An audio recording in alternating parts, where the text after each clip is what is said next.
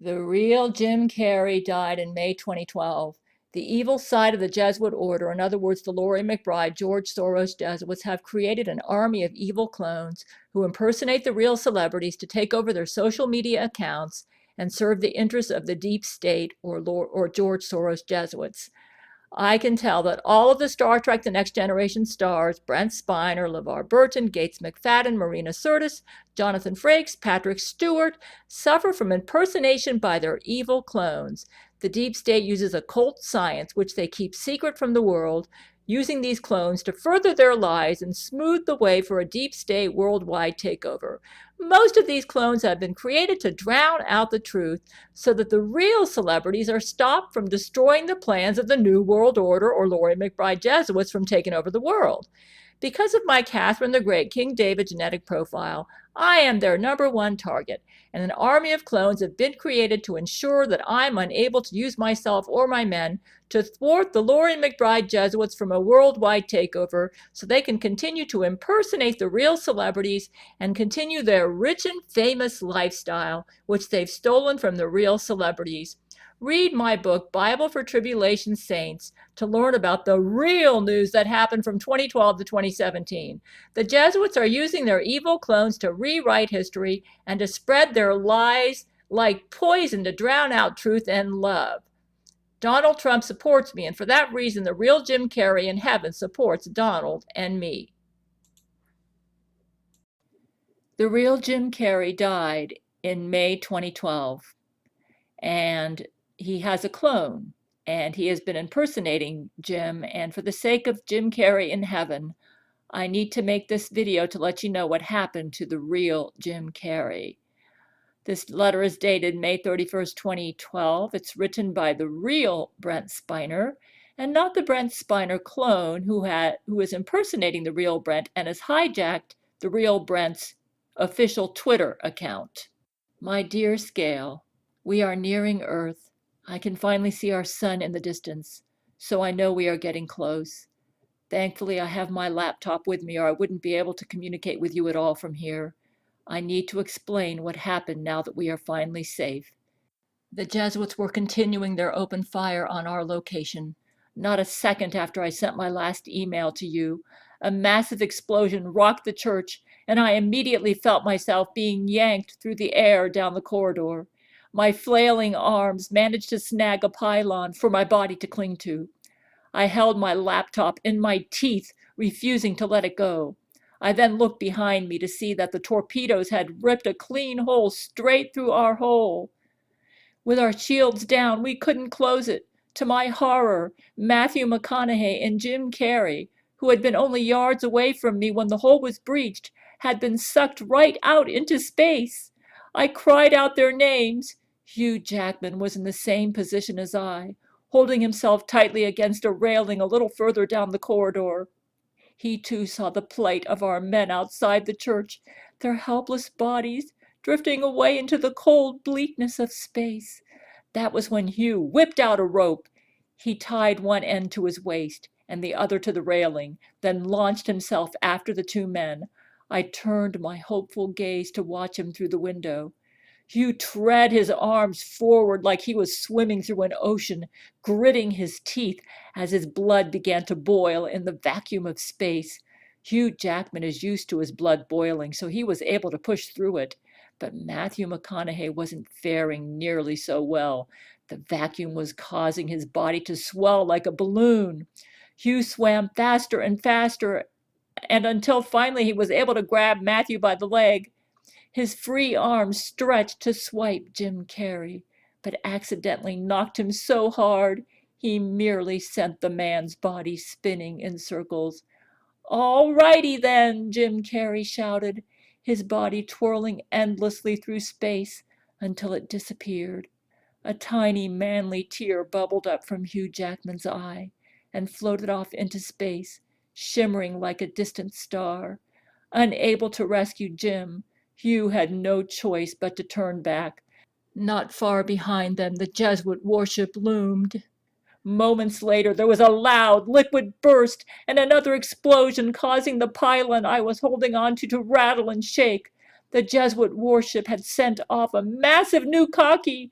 My head ached, and I realized our brain-to-brain servers had been knocked offline from the radiation. I was in anguish. How would I reach my love, my precious Gail, to tell her if anything happened to me? The next thing I knew, the corridor was being invaded with blobs of floating semen, and I was shaking my head, trying to keep the globules away from my face. By the time Hugh and Matthew got back to the ship, Matthew's body was so swollen it couldn't fit through the hole again.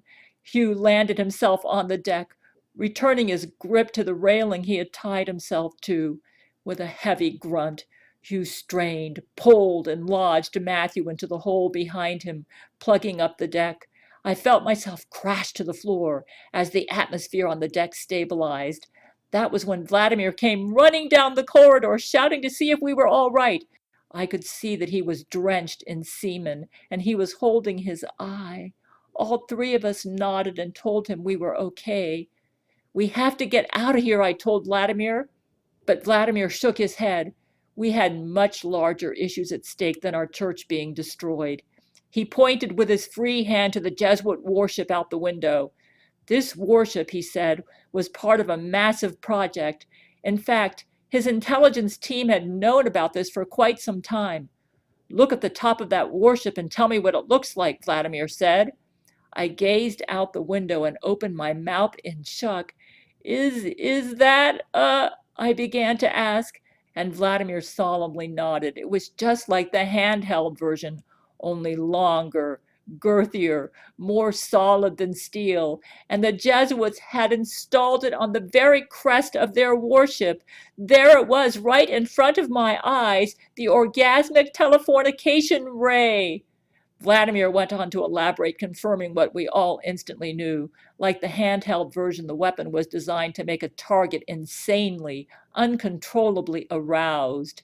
This gigantic megaton version affixed to the top of this warship was going to be used to target not just one, but masses of people on Earth, and they were planning to unleash their first experiment on Florida. If they did this, my dear, you would have been caught in the middle of the chaos.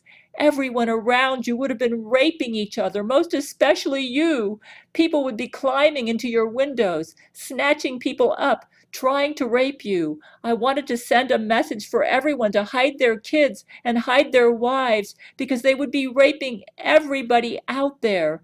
But with a weapon this powerful, there would have been nowhere to hide. They would be banging on your doors until they ripped it open, climbing through the air vents. And if you had been in your car at the time, they would have stacked their bodies all over your car, raping anything they could get a hold of. The potential of this super weapon could not be understated. Vladimir told us that he had a plan, but he needed Hugh and I to help gather up all of the injured men while we worked on it. We of course agreed. Hugh and I turned into a run down the corridor to find the others. We didn't get very far. About 2 feet into the journey, Hugh slipped on all the fallen seamen and came into me from behind, knocking us both into the ground under the force of his pushing. I cried out, wincing in pain. We grunted and struggled, both of us now drenched in bodily fluids. Hugh grabbed my waist from behind and tried to steady me on my knees, but I caved in again as he fell forward on top of my back. It was a mess. Our hands and shoes squeaked against the slippery floor as we tried to right ourselves. Hugh was able to steady himself first. With one hand on the wall, he reached down with the other to grab my hand, but in my clumsiness, I only dragged him back into the ground, into the semen and my body. About 45 minutes later, we were able to gradually inch toward the end of the corridor. Vladimir, concerned and still holding his eye, asked if we were going to be okay. Hugh waved to him affirmatively. We then continued on our way, and Vladimir hurried quickly to the bridge. I was gathering up men from where they had been blown about the corridors, many of them unconscious. That was when I suddenly felt the ship moving underneath us. I decided to look out the window to see where we were headed. We were growing closer to the Jesuit warship. In fact, we were getting so close, I knew something must be wrong, and I shouted for Vladimir, wondering what was going on. The tip of our tower was headed straight into the port orifice of the Jesuit warship. I braced for impact. I heard the explosion as the church crushed through the opposing ship. I thought for sure this had been a suicide mission, and I prayed. Just then, the warp engines engaged, and the battered decks rattled and shook as we took off into deep space. I was able to steady myself enough to look out the window again. In the distance, the Jesuit warship was in pieces, breaking apart into space like a giant breadcrumb. My initial cheers turned into screams as the sound of the ship blasting apart was followed by a massive shock wave headed straight toward our church. I swear it was just inches from my face at the window, tailing just behind us at warp speed. Increase speed, Vladimir, I thought. You have to increase speed. In just moments, our warp ship jumped a little higher, then a little higher, and I smiled as the shock wave shriveled behind us. We had beat it! We had beat them and that awful Jesuit warship! Our success had lasted only about 30 minutes. After that, we had lost all power again, and our church had ground to a dead halt. After some time, Vladimir made his way down to my position and explained our situation. Our engines were overheating so severely, the ship was raring to explode. He had tried taking the engines offline, but it was no use. Upon further inspection, he had discovered that they had caught on fire when the two ships had collided. We were running out of time. We were going to have to abandon ship. Vladimir and I gathered up all the men into the escape pods, 2 men per pod. Matthew McConaughey had to be stuffed into his own for sure.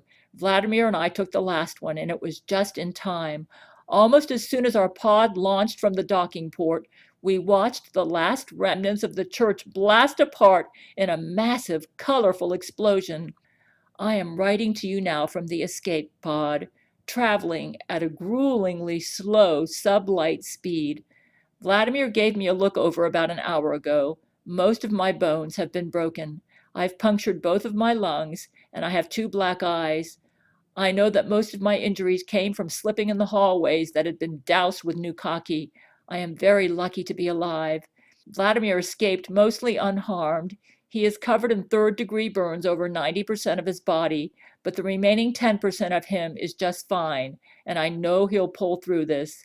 The bad news is that he has contracted herpes of the eye, which, as I understand, can lead to herpes of the brain if it isn't treated swiftly, so I am very worried for him.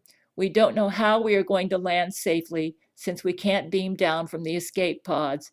The important thing is we are safe for now. We will figure this mess out soon. That I can promise you. I will be home soon, my love. Your husband, Brent Spiner.